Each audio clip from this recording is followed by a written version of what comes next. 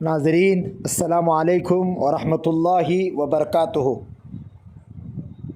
کل بروز پیر گڑسنگی تعلقہ بسون بھاگیواڑی ضلع بیجاپور میں مدرسہ فیضان القرآن لڑکیوں کا ایک مدرسہ، اس کا ایک افتتاحی عظیم الشان اجلاس کا پروگرام تھا، جس میں ضلع باگلکوٹ کے رابطہ مدارس کے صدر، جامعہ دعوت الحق ایجوکیشن ٹرسٹ کے بانی و محتمیم میرے بڑے بھائی الحاج مولانا عبدالوہاب صاحب قاضی کا پرمغز خطاب ہوا ہے۔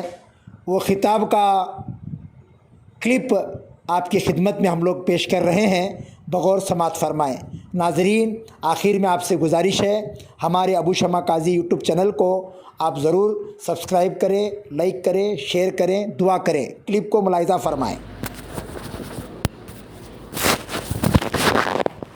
الحمدللہ رب العالمین والصلاة والسلام علی سید الانبیاء والمرسلین وعلی آلہ واصحابہ وسلم تسلیما کثیرا کثیرا کثیرا کثیرا، اما بعد۔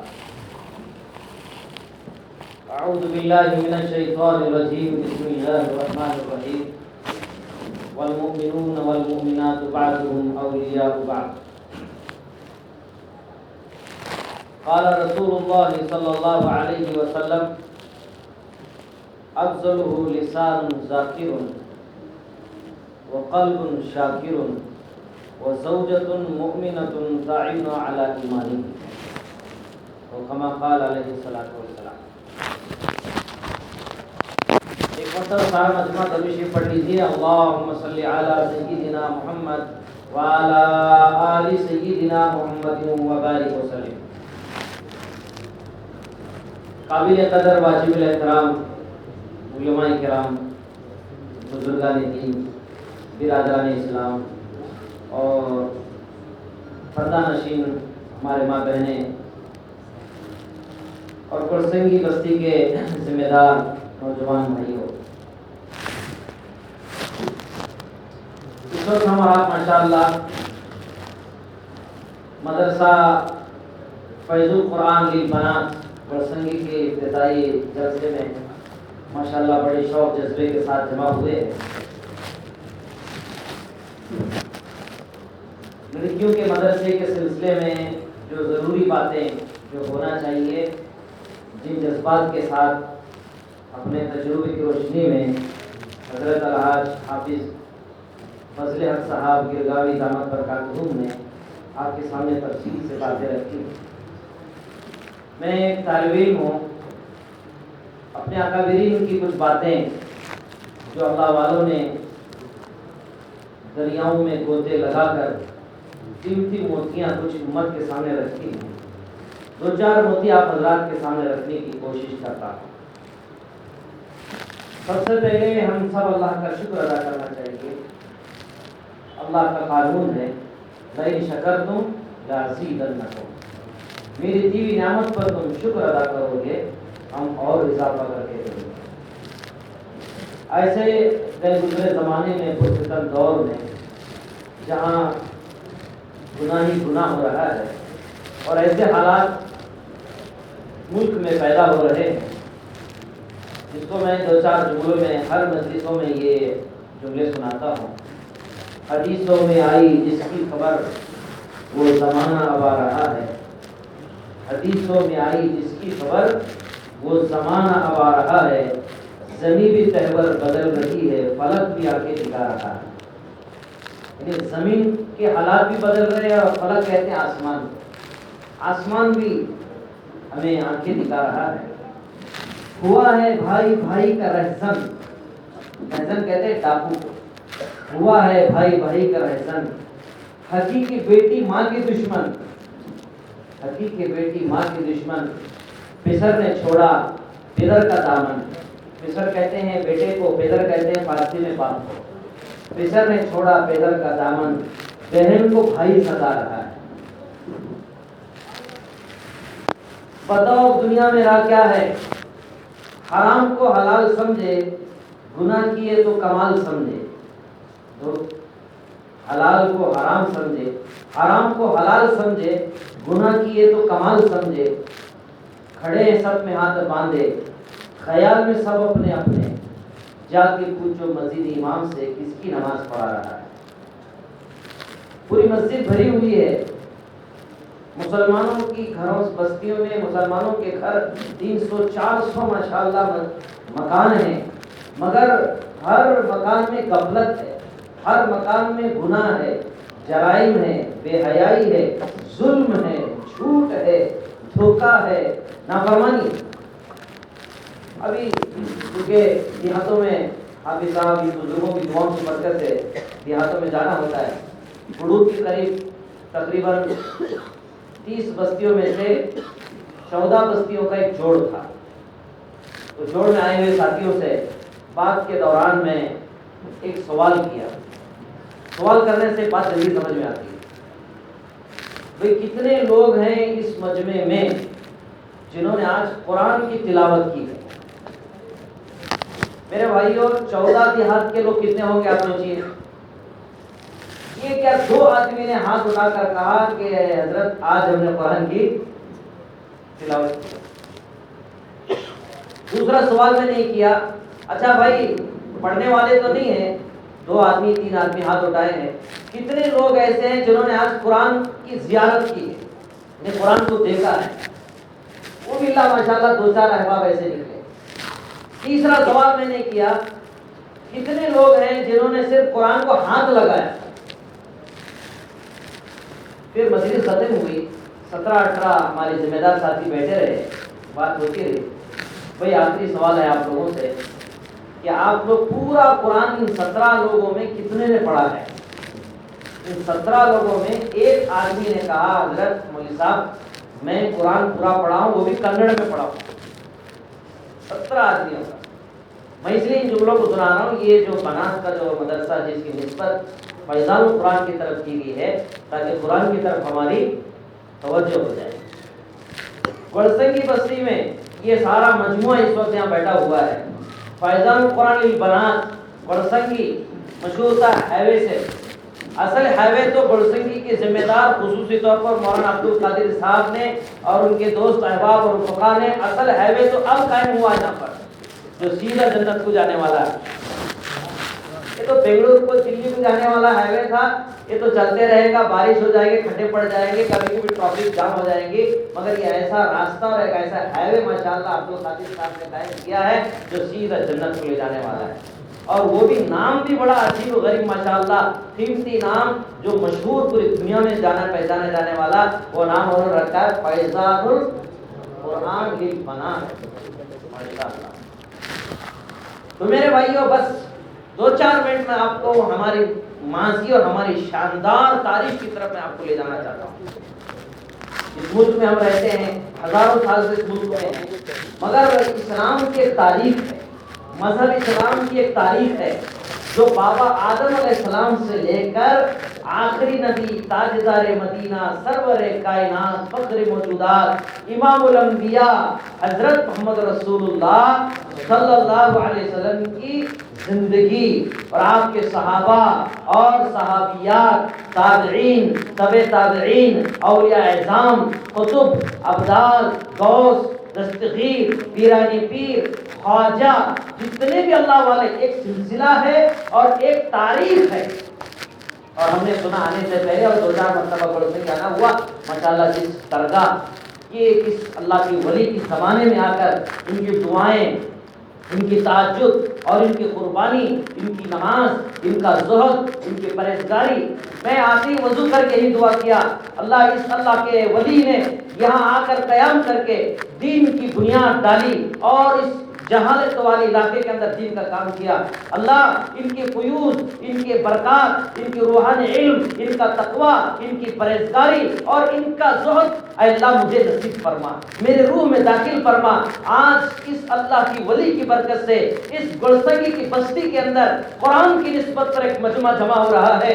اللہ صدیاں گزر گئے، ان علاقوں کے اندر شرک، بدعت، بغاوت، جہالت، غفلت اور ریاکاری کا ماحول ان بدنصیب آنکھوں سے ہم نے سنا، ان آنکھوں سے ہم نے دیکھا۔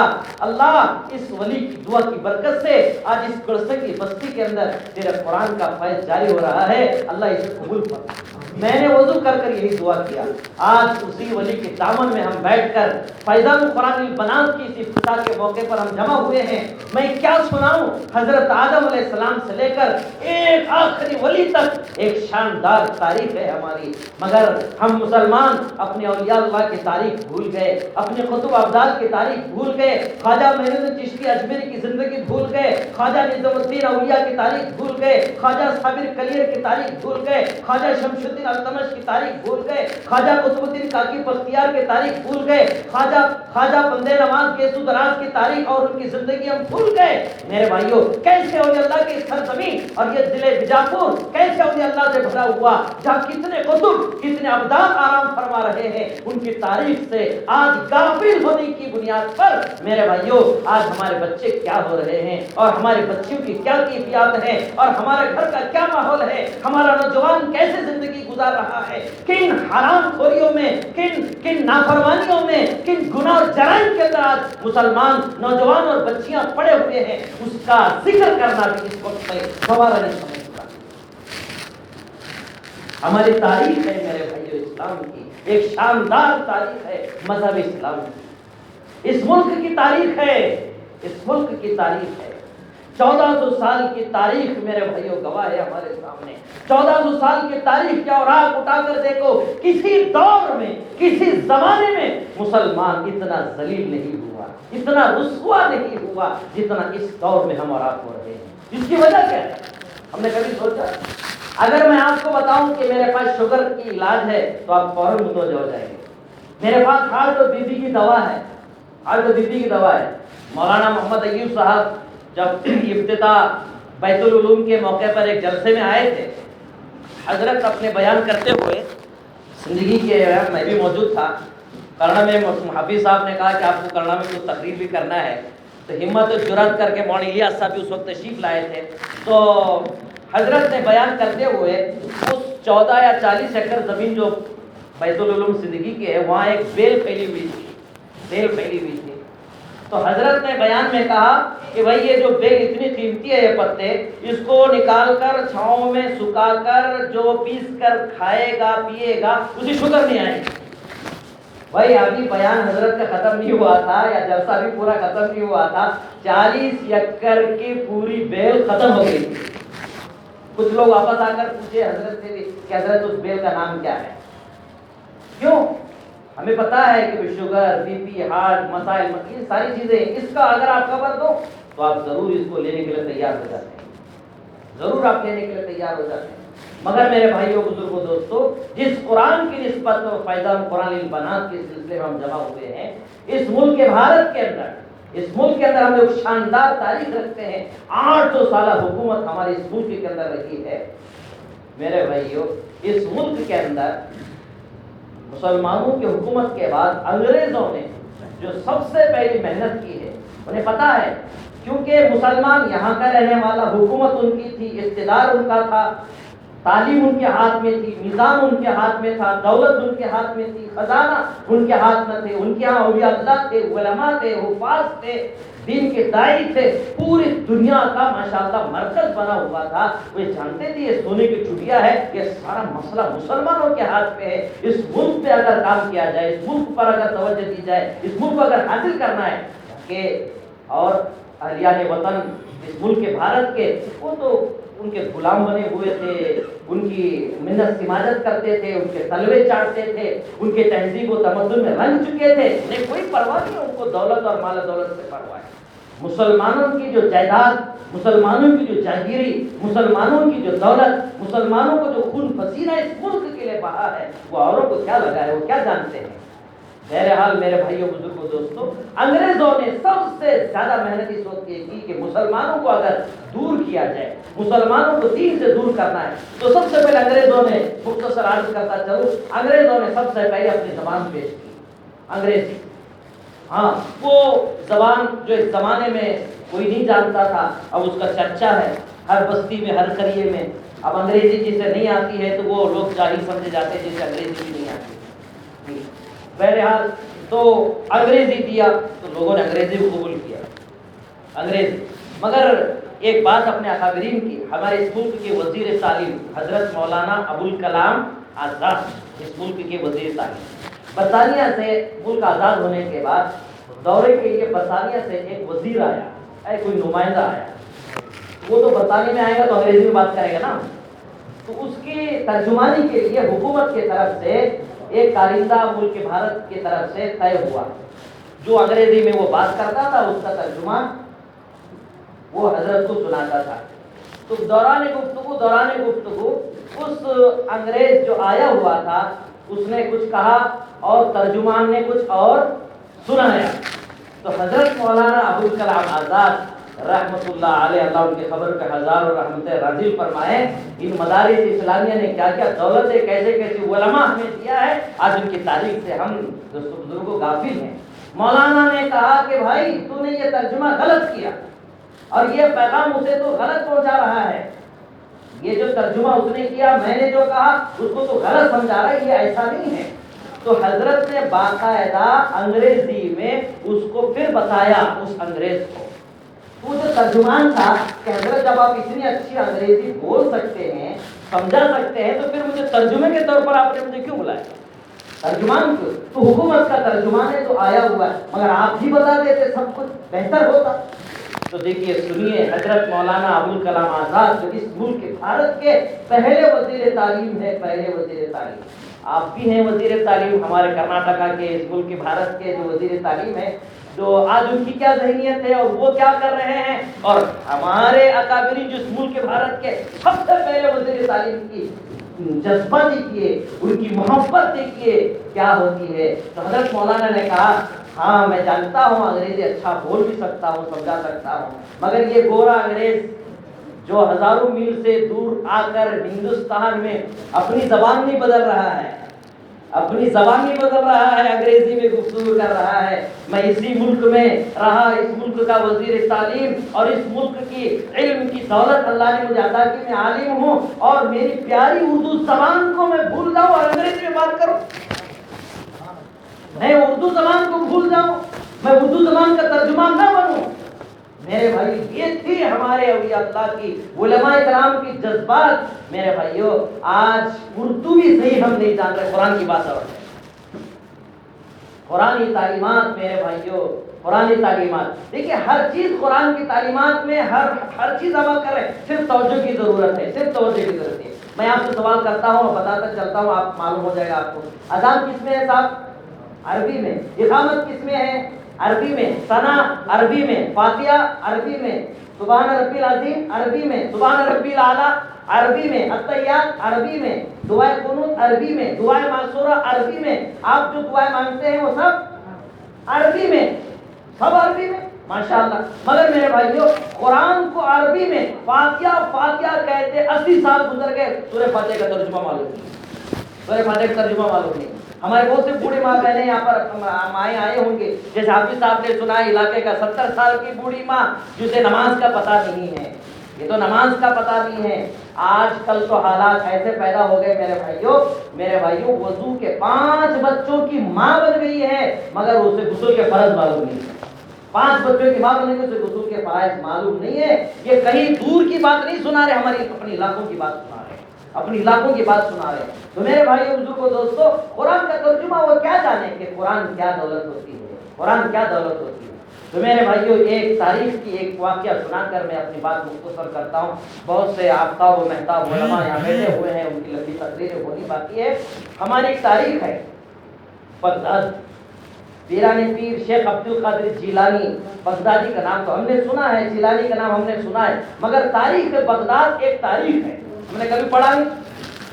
بغداد کے بادشاہ، ان کا شہزادہ جب جوان ہوا، بڑا ہوا، تو بادشاہ نے کہا کہ بھئی ہمارا لڑکا جوان ہوا ہے. بغداد تو ماشاءاللہ ایک دینی ماحول تھا، کتنے لائبریریاں تھی، کتنے ماشاءاللہ علماء تھے، کتنے اولیاء اللہ تھے، اور کتنے ماشاءاللہ. ابھی میرے پاس ایک دیہات کے آئے تھے، اس وقت کے ایک دیہات کے ایک ساتھی ہیں ہمارے، وہ محرم میں پیرا پکڑتے ہیں. تو وہ آگ بیٹھے ماشاءاللہ، ان سے ہماری تھوڑی سی پہچان ہے، محبت ہے، آئے تو بولے میں نے ان سے بیٹھ کے آپ کا موضوع جو تھا اسی کے تحت سوال کرنا ہوگا نا مجھے. تو بولے صاحب امام بھائی سواری کیسی بھی تمہاری اس سال؟ تو بولے بہت اچھی ہوئی. تو میں ان سے پوچھا گھرکیاں مارے کہ نہیں؟ بہت گھرکیاں مارے. تو میں ان کو کہا خالی سول میں گھرکیاں مارتی کہ کربلا میں جا کو بھی مارتی گھرکیاں؟ بولے ہاں کربلا تو جانا چاہیے، چلو میرے ساتھ کربلا ہو، انشاءاللہ کربلا میں گھرکیاں ماریں گے. کربلا کی گھرکیاں میں کیا مزہ ہوتا ہے اور کربلا کا پیغام کیا ہے، امام حسین نے اس امت کو کیا پیغام دیا ہے، ہر 10 محرم پر امام حسین ہمیں کیا پیغام دیتے ہیں، کربلا کی زمین ہمیں کیا چیخ چیخ کر قیامت تک کے آنے والے ان کے نانا کی امت کو کیا پیغام مل رہا ہے، وہ کربلا سے ہر عاشورے کے دن ہمیں سنا جاتا ہے، مگر ہم نہیں سن رہے ہیں. وہاں پہنچیں گے کربلا کو. اس بغداد کی تاریخ میں میرے بھائیوں جب تاتاریوں نے بغداد فتح کیا ہے، وہاں کے لائبریری اور اکابر علماء نے جو قرآن یا جو کتابیں لکھی تھی میرے بھائیوں، اس کو جب دریا میں ڈالا ہے، تاریخ بغداد میں لکھا ہے 6 مہینے تک دریا کا پانی کالا رہا سیاہی کی وجہ سے.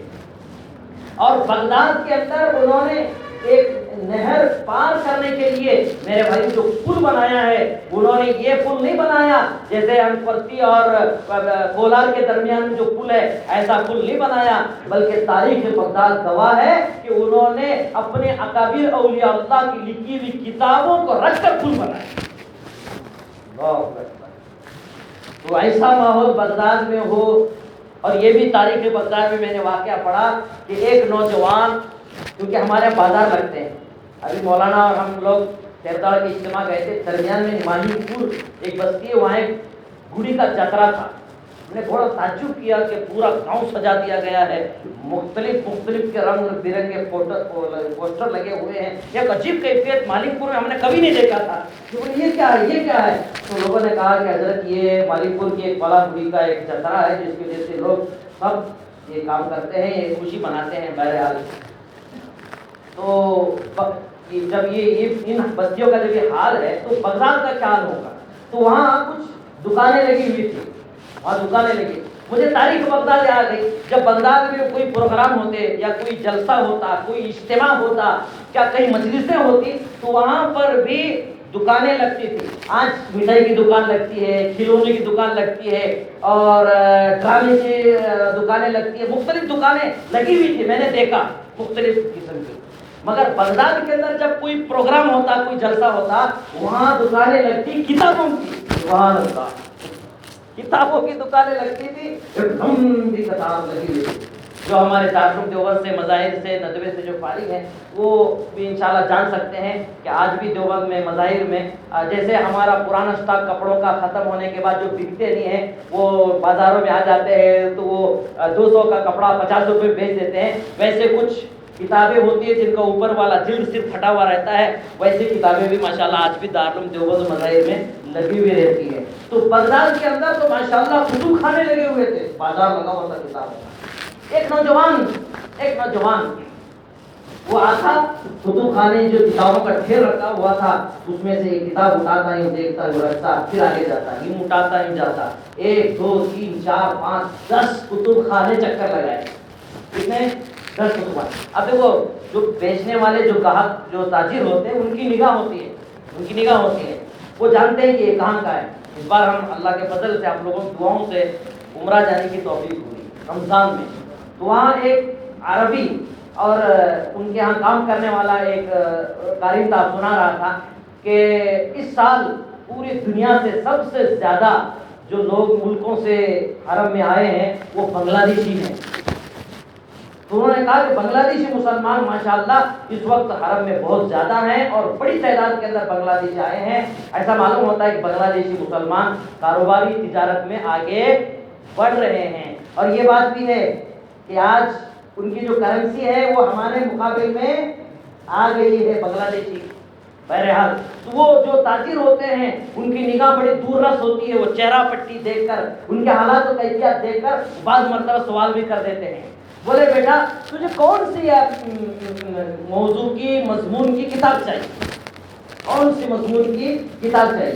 ہاں ہمیں کون سی کتاب معلوم ہے صاحب، لال کتاب اور کالی کتاب کے علاوہ دوسری کتاب معلوم ہے.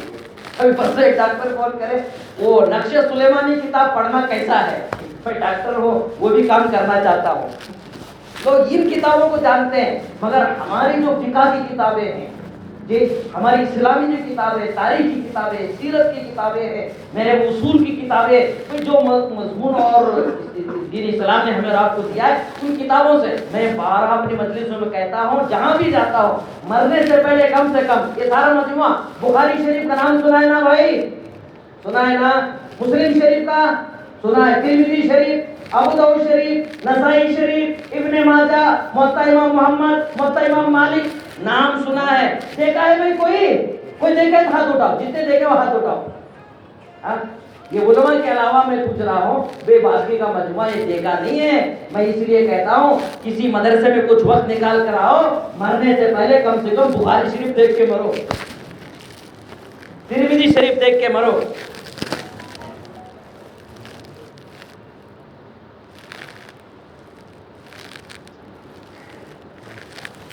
لہذا میرے بھائیوں، آج ضرورت ہے اس بات کی کہ وہ طالب علم جو کتاب اٹھا رہا تھا، تو وہ جو بیچنے والے ہوتے انہیں غصہ آیا کہ بھائی یہاں وہاں جا رہا ہے، یہ کچھ سمجھ میں نہیں آ رہا، تجھے کون سی مضمون کی کتاب چاہیے، کس بزرگ کی کتاب چاہیے. ہاں، ہمیں یہ بھی پتا نہیں کہ ہمارے اکابرین نے کون سی کتاب لکھی. پیرانی پیر کے نام سے تو پوری دنیا میں، پورے گاؤں میں، پورے شہر میں ڈنکا بجتا ہے، مگر پیرانی پیر کی کتاب کون سی لکھی ہے معلوم نہیں ہے. معلوم ہے؟ پوچھو یہ آئے ہوئے ماں بہنوں کو معلوم نہیں ہے یہ کون سی کتاب ہے. ہاں، پتا نہیں ہے پیرانی پیر نے کون سی کتاب لکھی ہے. خواجہ نظام الدین اولیاء نے کتنی کتابیں لکھی ہے. ابھی ہم نے بیجاپور میں خواجہ عین الدین کنز العلوم کے نام سے ہم نے ایک پرانے عالم سے سنا کہ انہوں نے کہا کہ یہ اس وقت کے بڑے محدث اور عالم تھے جنہوں نے اپنی زندگی میں 200 کتابیں لکھی. 200 کتابیں لکھی ہے. میں جب بھی نماز کے لیے جب جانا ہوتا ہے تو میں ضرور ان کے مزار پر میری حاضری ہوتی ہے اور میں جا کر دعا کرتا ہوں، اللہ ان کی روحانیت، ان کی فیوض، ان کی برکات، ان کا علم، ان کا تقوی مجھے نصیب فرما. آپ بھی دعا کیجیے، کبھی موقع نکال کر دعا مانگیں. ہم آتے صرف آپ پڑھنا ضرور چاہیے، اثارے ثواب ضرور کریں، مگر دعا بھی مانگیں. وہ اللہ کا ولی ہے، وہ اللہ کا دوست ہے. تو اس بزرگ نے، اس دکان نے کہا کہ دکان والے نے کہا کہ بھئی کون سے مضمون کی، کس اللہ والے کی کتاب چاہیے، کس اللہ والے کی کتاب چاہیے. ہمیں کیا بتائیں، جن اللہ علماء سے، جن اولیاء اللہ سے ہم تعلق رکھتے، انہوں نے کتنی کتاب لکھ کر گئے ہمیں معلوم نہیں. یہ جو دعوت و تبلیغ میں ہم کام کرتے ہیں، ماشاءاللہ ایک زمانہ گزر گیا دعوت تبلیغ کا کام کرتے کرتے، ہمیں فضائل اعمال شیخ زکریا کاندھلوی رحمۃ اللہ علیہ کا نام تو پتا ہے، مگر کبھی پتا ہے آپ کو ہمارے شیخ مولانا محمد زکریا کاندھلوی نے کتنی کتابیں لکھی ہے. میں آپ کو کہوں میرے بھائیوں، حضرت کی سب سے پہلی کتاب مشائخ چشتیہ ہے. مشائخ چشتیہ پر حضرت نے پہلے قلم اٹھایا ہے. کئی کتابیں، اسلامی سیاست، ام الامراض، کئی کتابیں میرے بھائیوں، جس کتاب کی وجہ سے حضرت کو شیخ العرب والعجم کہا گیا. میرے بھائیوں، آج مکہ کی لائبریری کے اندر ہمارے اکابرین کے نام سے میرے بھائیوں وہ کتاب رکھی ہوئی ہے، مگر ہمیں پتہ ہی نہیں ہے کہ ہمارے اکابرین نے کیا قربانی کی. بذل المجہول، جس کی میرے بھائیوں عربی میں تشریح کی، جس کی وجہ سے ان کو سٹیزنشپ ملی ہے، سعودی گورنمنٹ نے کہا کہ آپ یہاں رہ سکتے. میرے بھائیوں، یہ ہے ہمارے اکابرین کی. یہ تو میں حال کے 100 سال 150 سال کے اندر کی بزرگوں کی میں آپ کو سنا رہا ہوں. پچھلے 100 سال کے اندر کے ہمارے اکابرین کی اگر تاریخ آپ اٹھا کر دیکھیں گے، جنہوں نے مرنے سے پہلے 65 سال کی عمر میں کتنے بھائی 1000 کتاب لکھ کر چلے گئے.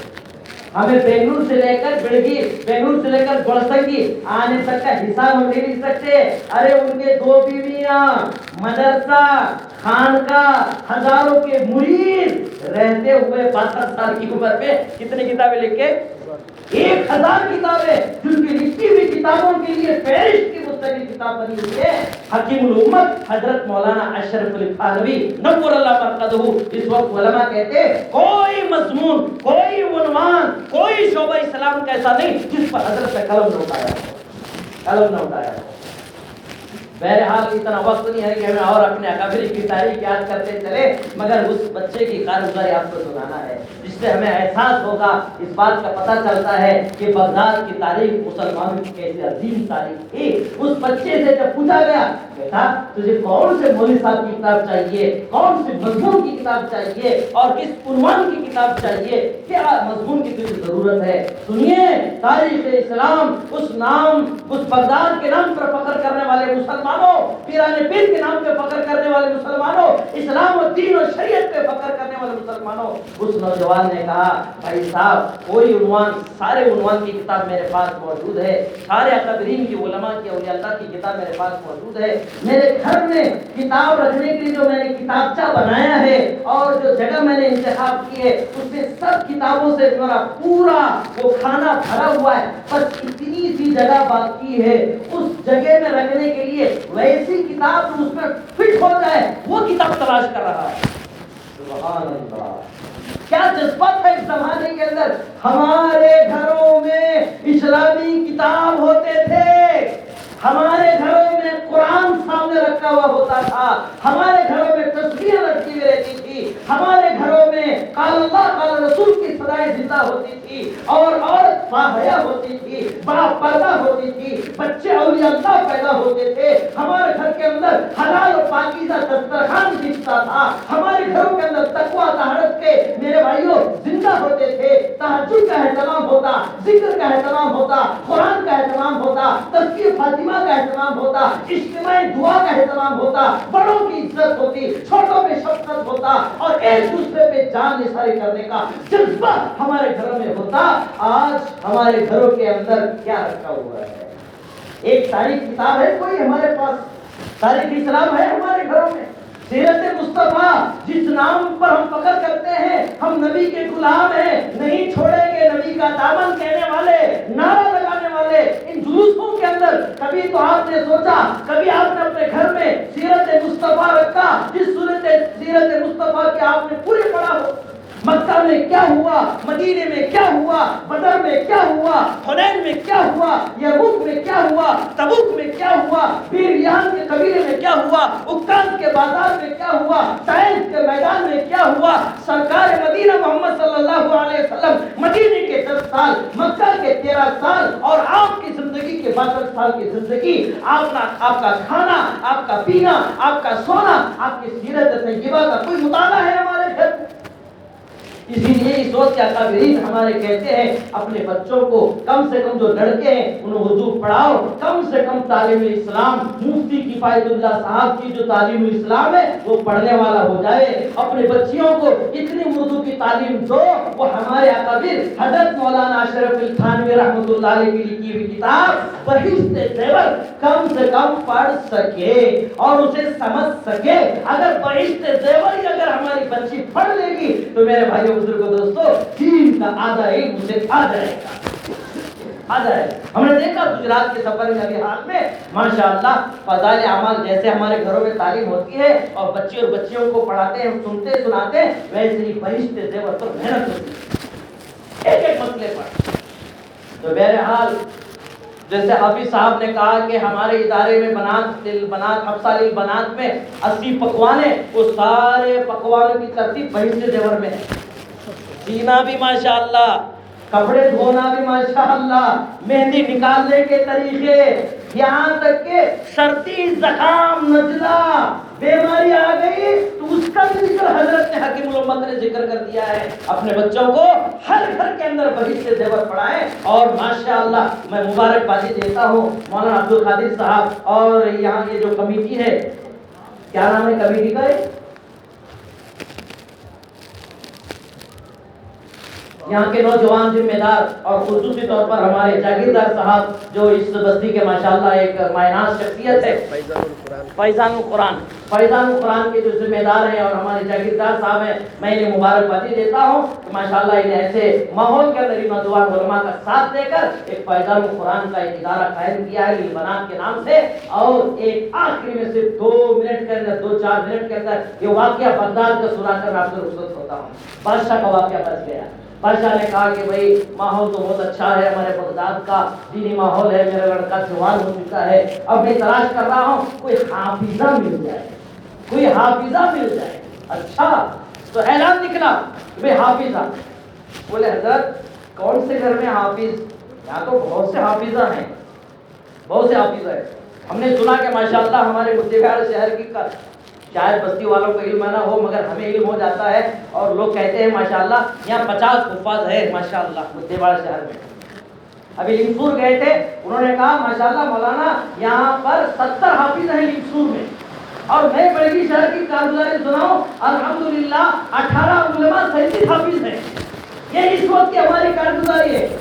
مگر میرے بھائیوں وہاں تو بغداد